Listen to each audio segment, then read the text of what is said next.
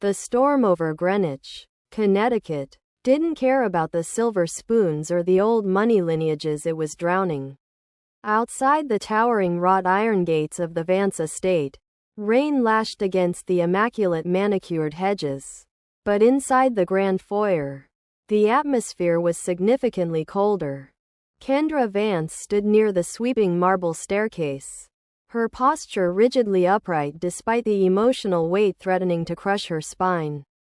Her dark skin, usually radiant and glowing, looked pale under the harsh, clinical light of the crystal chandelier overhead.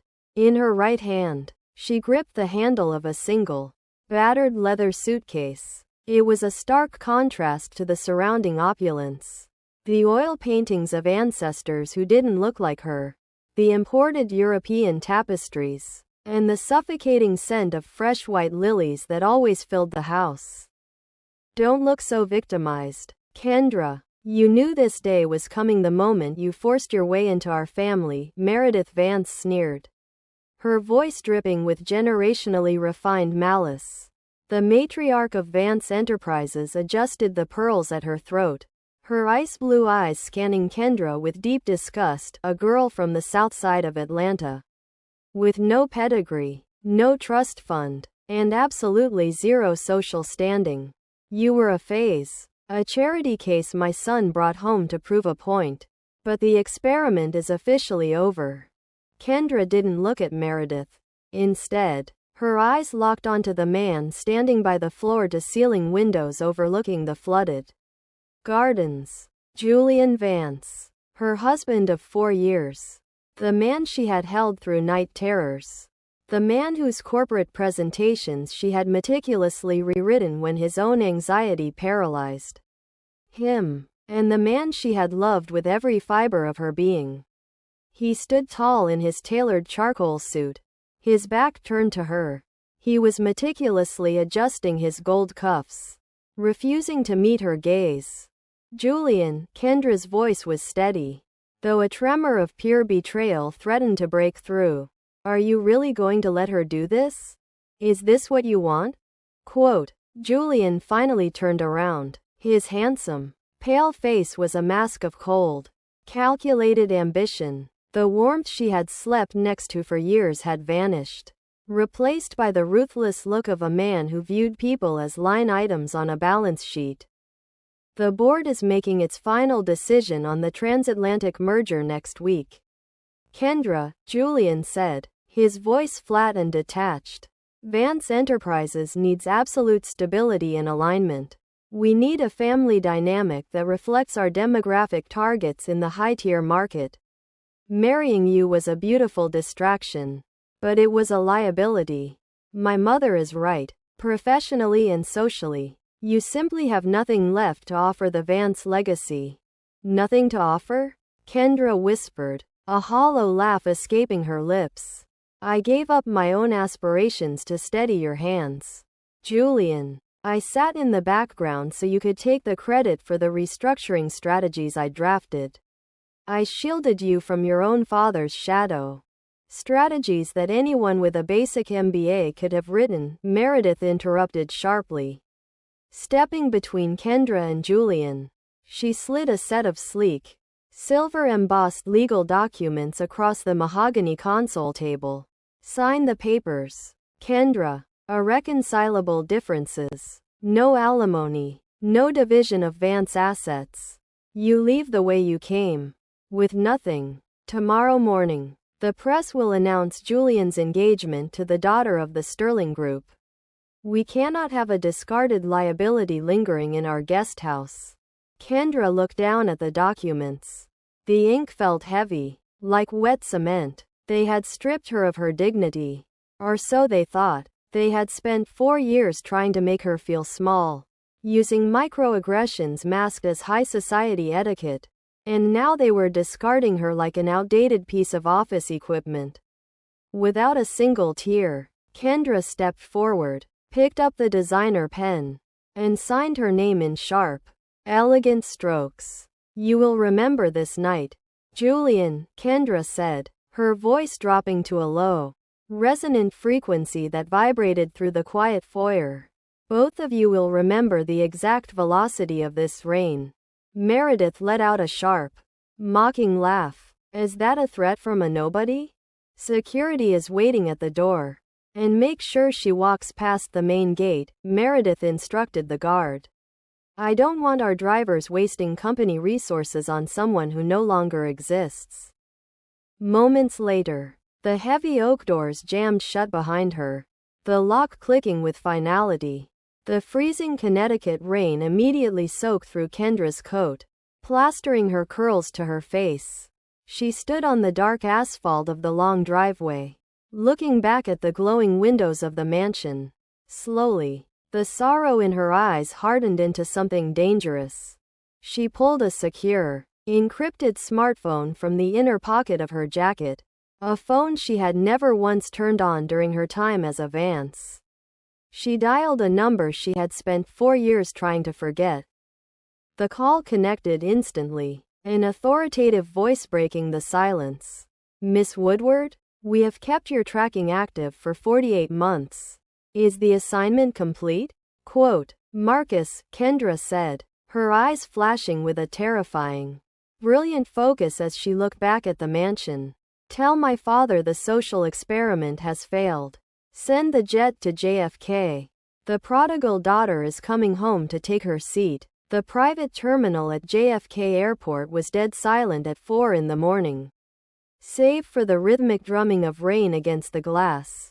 Kendra stood in the center of the plush, private lounge, wrapped in a heavy cashmere blanket provided by the flight crew. The wet, cheap coat she had worn out of Greenwich lay discarded in a trash bin near the door.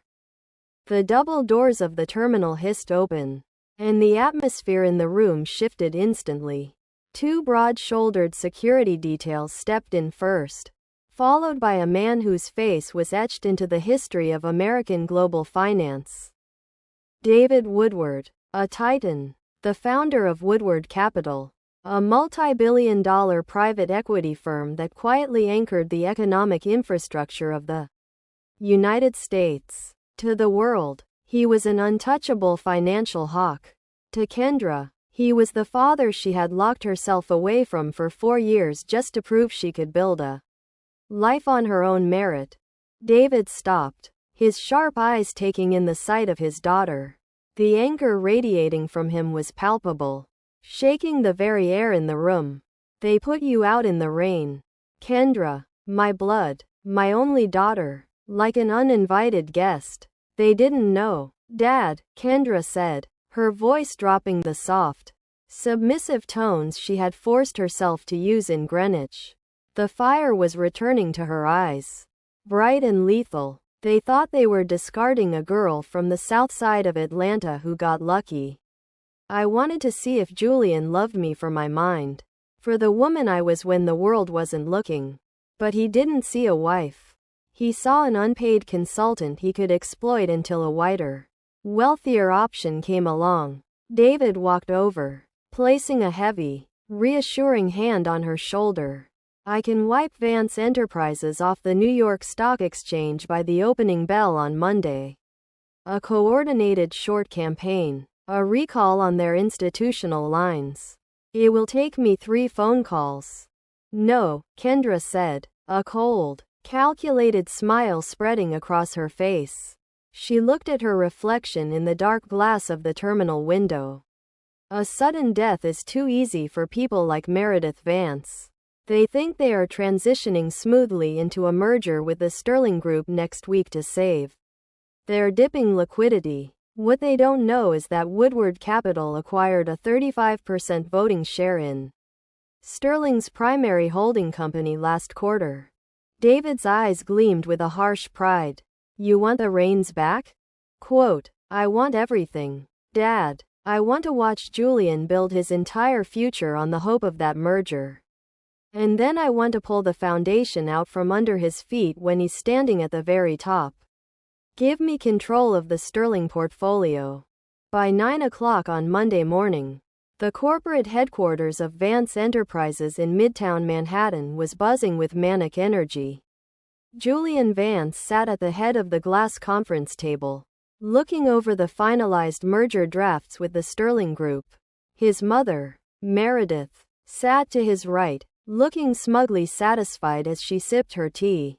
The press release is scheduled for 11. Julian, Meredith said, tapping her manicured nails on the table. Once the Sterling name is tied to ours, our stock valuation will stabilize. And that little stain of a marriage will be completely forgotten. Have you heard anything from her? Quote, Kendra? No. She probably went back to Georgia, Julian said.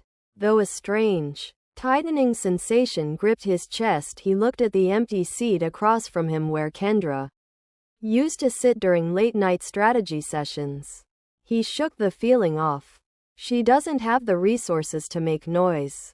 Mother. Her exit was clean. Before Meredith could reply, the heavy mahogany doors of the boardroom burst open. The company's chief financial officer stumbled in, his tie askew, holding a tablet with a trembling hand.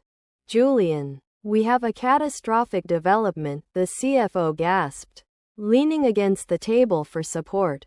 The Sterling Group's compliance committee just issued a formal freeze on the merger paperwork. Julian stood up so fast his leather chair rolled back against the wall. What are you talking about? The contracts are fully vetted. We have the liquidity guarantees. Quote, it's not a liquidity issue on our end.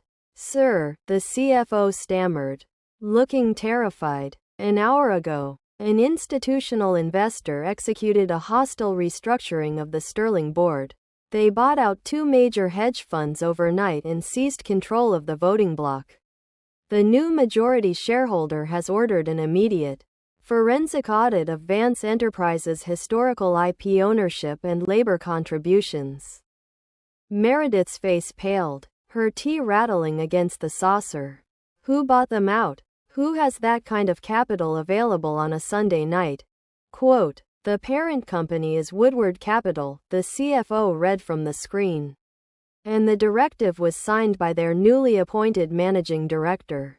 Julian felt a cold sweat break out across his neck. Woodward Capital was a financial ghost. An empire so massive they rarely bothered with mid-cap firms like Vance Enterprises. Why were they suddenly suffocating his legacy before it could even merge? Find out who the director is, Julian demanded, his voice cracking under the sudden pressure. Now, quote, over the next 2 weeks.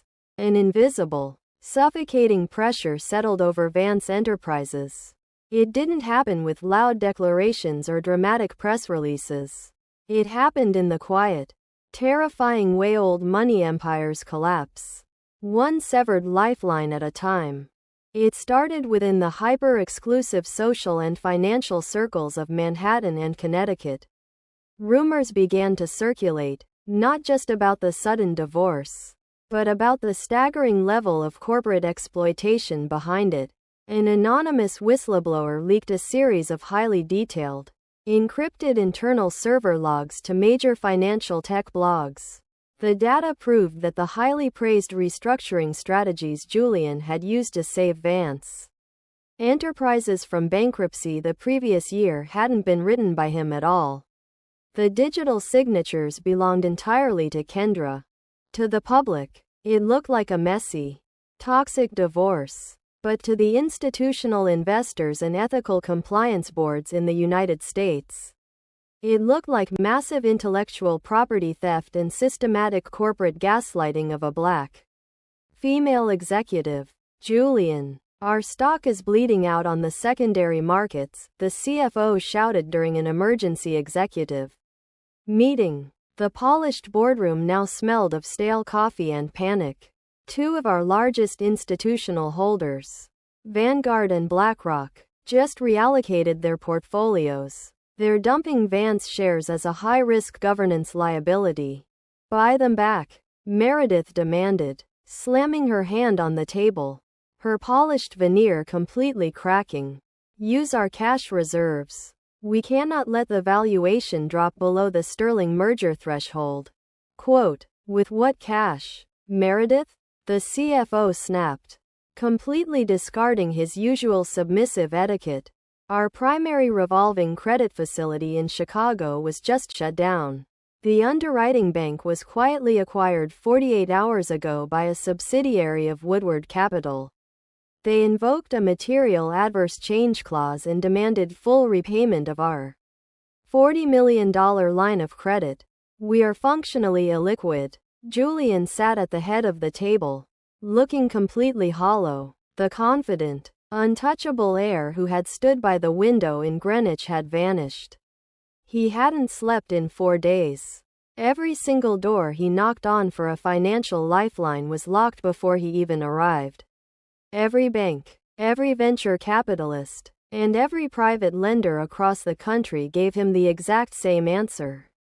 We can't get involved. Woodward Capital has blacklisted your debt. Desperate to save his family's legacy from public liquidation, Julian bypassed his mother and his legal team. He used his final remaining high-tier connection, a senior partner at Goldman Sachs, to beg for a brief 10-minute emergency meeting at the fortress-like headquarters of Woodward Capital in Manhattan, hoping to offer a partial buyout or a complete surrender of his board seats just to keep the Vance name alive. When Julian and a frantic Meredith were finally ushered into the panoramic executive suite on the 80th floor, the room was silent. The sprawling grid of New York City stretched out below them, bathed in the sharp, blinding light of a clear morning sky. A massive, high-backed ergonomic chair faced the glass window, its occupant looking out at the empire. "Mr. Woodward," Julian began, his voice breaking as he stepped forward, clutching a leather portfolio tightly against his chest. "Thank you for granting us this audience. Our firm is facing an unprecedented, highly coordinated predatory short campaign. We don't know who is behind it, but we are willing to offer Woodward Capital a 49% non-voting equity stake in Vance Enterprises at a steep discount if you inject the necessary liquidity to stabilize our credit line." The massive chair slowly rotated. Julian's breath caught violently in his throat. Meredith let out a sharp, choked gasp, her hand flying to her mouth so hard her diamond rings cut into her lip. Sitting in the seat of absolute power, wearing a flawless, custom-tailored emerald power suit, was Kendra. Her hair was styled perfectly, her skin radiant, and her eyes held a lethal, brilliant clarity that made Julian's knees turn to water. "Hello, Julian." "Meredith," Kendra said smoothly, leaning forward and resting her intertwined fingers on the solid marble desk. "I understand you're looking for value." "Kendra?" Julian whispered, his face turning an ash-gray color as the horrifying reality slammed into his chest with the force of a freight train. He looked at the elite security team standing at attention behind her, and then at the platinum desk placard that read, "Kendra Woodward, Chief Executive Officer." "Woodward, your maiden name wasn't a typo. You're David Woodward's daughter. The daughter you called a nobody from the south side of Atlanta," Kendra corrected, her voice dropping to a freezing, razor-sharp register. "The wife you used as free labor, whose mind you exploited, and whom you threw out into a freezing storm because you thought she had nothing left to offer your precious legacy. My family didn't destroy your company, Julian. Your own arrogance did. We just gave your greed the space to hang itself." "Kendra, please," Meredith cried out, completely dropping her high society posture, her hands shaking. "We can fix this. We can reinstate the marriage contract. We'll issue a global public apology." Quote. Kendra let out a soft, mocking laugh that echoed coldly through the massive room. "The compliance deadline for your debt repayment is in exactly 3 days. Meredith, I suggest you start packing up the Greenwich estate. I hear the foreclosed properties look incredibly bleak in the winter." The grand ballroom of the Pierre Hotel in Manhattan was a dizzying sea of black tuxedos, silk gowns, and flashing cameras. The annual Winter Legacy Gala was the absolute pinnacle of the American financial and social calendar, an event where the true rulers of Wall Street gathered to solidify their power. Tonight, however, the air in the room didn't taste like champagne. It tasted like blood. The elite were huddled in small groups, whispering frantically, their eyes darting toward the entrance. Vance Enterprises was dead. The official press release had dropped at the opening bell that morning. The historic Connecticut firm had filed for Chapter 11 bankruptcy protection after default notices were triggered on all major lines of credit. Julian Vance had been stripped of his title and brutally removed as CEO by his own panicked, mutinous board of directors. His personal bank accounts were frozen. His reputation across the United States was entirely ruined, and his name was now synonymous with spectacular corporate failure. Julian stood near the very back of the ballroom, leaning heavily against a marble pillar. He wore a tuxedo from 3 seasons ago, his face hollowed out, his eyes sunken and bloodshot from days without sleep. Next to him, Meredith Vance looked like a ghost of her former self. The proud old money matriarch was trembling, her head bowed as the very high society women who used to beg for her invitations now actively looked away or crossed to the other side of the room when she walked past. They were social pariahs, completely ostracized and utterly humiliated. Suddenly, a profound, heavy silence cascaded over the crowded ballroom. The massive, gold-leaf double doors swung open, flanked by a wall of high-tier security and international press. David Woodward stepped into the room, radiating the absolute, unshakable authority of a global kingmaker, and walking confidently on his arm, captivating every lens and stopping every breath in the room, was Kendra. She wore a breathtaking, custom-designed emerald green silk gown that caught the ambient light like a rare jewel.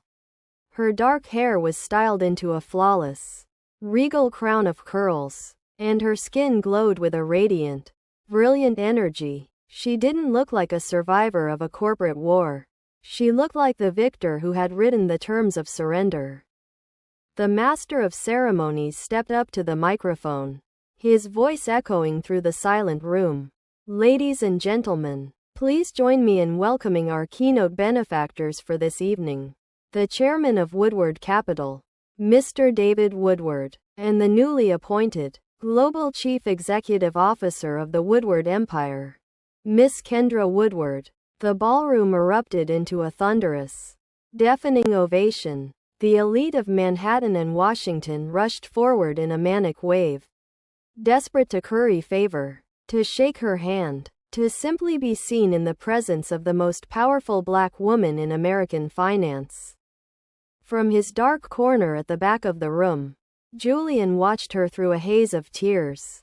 In that crushing moment, a devastating realization slammed into his chest, tearing through his soul. He looked at Kendra's brilliant smile, and he suddenly remembered her sitting on their sofa in Greenwich, gently rubbing his shoulders after a brutal day, asking for nothing but his presence. He remembered how she had quietly, brilliantly guided his every business decision late at night.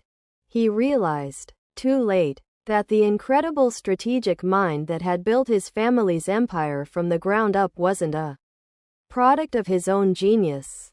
It had been her all along. He had systematically discarded the only woman who had ever truly loved and protected him, all for the hollow illusion of an old money legacy that she actually had the power to buy and sell. Kendra turned her head, her sharp, intelligent gaze sweeping across the glittering crowd. For one fraction of a second, her eyes locked directly onto Julian. There was no anger left in her eyes. There was no malice, no bitter resentment, and no lingering pain. There was only a profound, devastating, and absolute indifference. She looked right through him as if he were a complete stranger, a ghost who didn't even occupy the same physical reality as her. With a smooth, elegant movement, she turned her back to him, Stepping forward to accept the congratulations of the world, Julian stood entirely alone in the crowd, finally understanding the true, agonizing cost of his ambition and betrayal. He had thrown away a kingdom, thinking he was discarding a stone.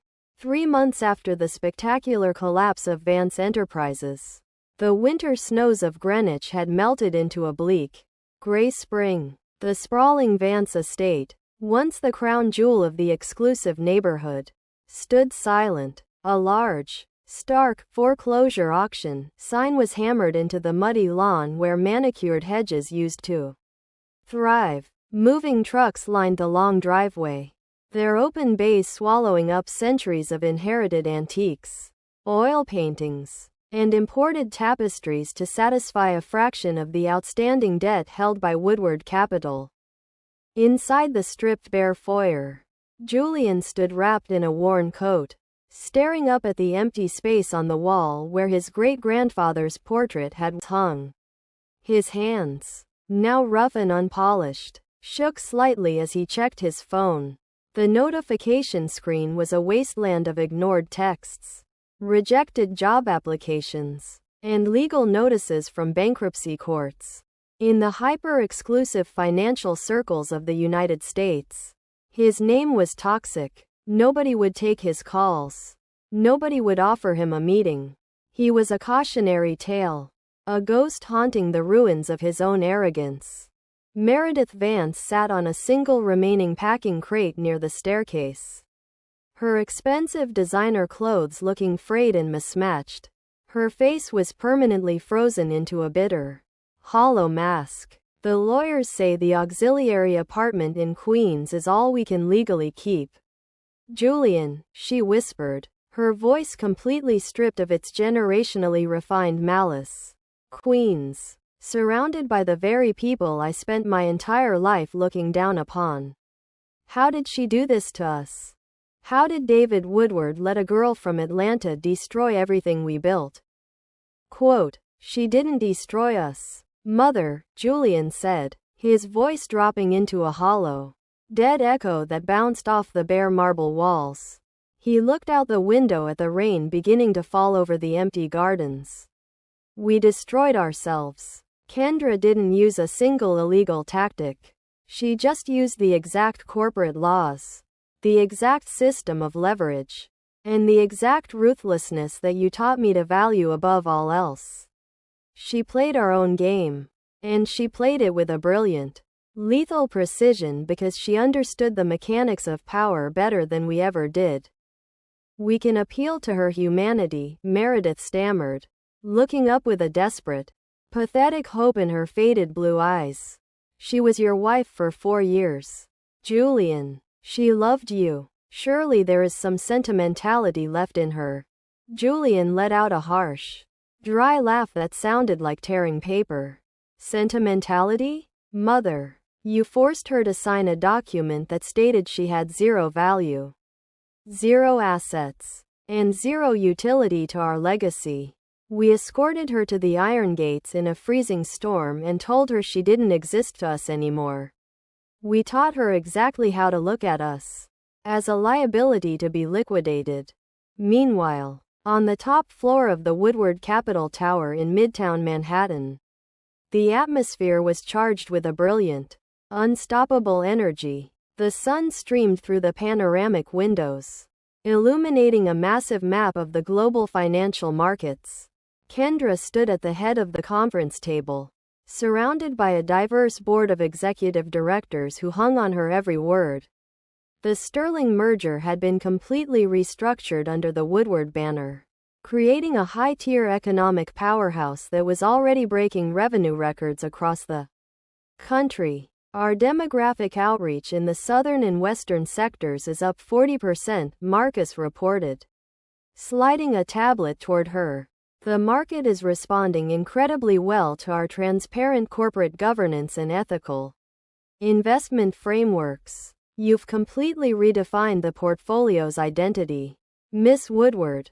Kendra looked over the data, her dark skin radiant, her eyes reflecting the bright New York skyline. Good. We don't build on illusions of legacy anymore. Marcus. We build on raw talent, unyielding strategy, and real value. Make sure the community funding initiatives in Atlanta and Chicago are fully capitalized by Friday. As the board members filed out of the room, leaving her alone in the quiet grandeur of her office, Kendra walked over to the floor-to-ceiling glass. She pulled a small, silver-embossed pen from her pocket, the very pen she had used to sign her divorce papers in the cold foyer of Greenwich.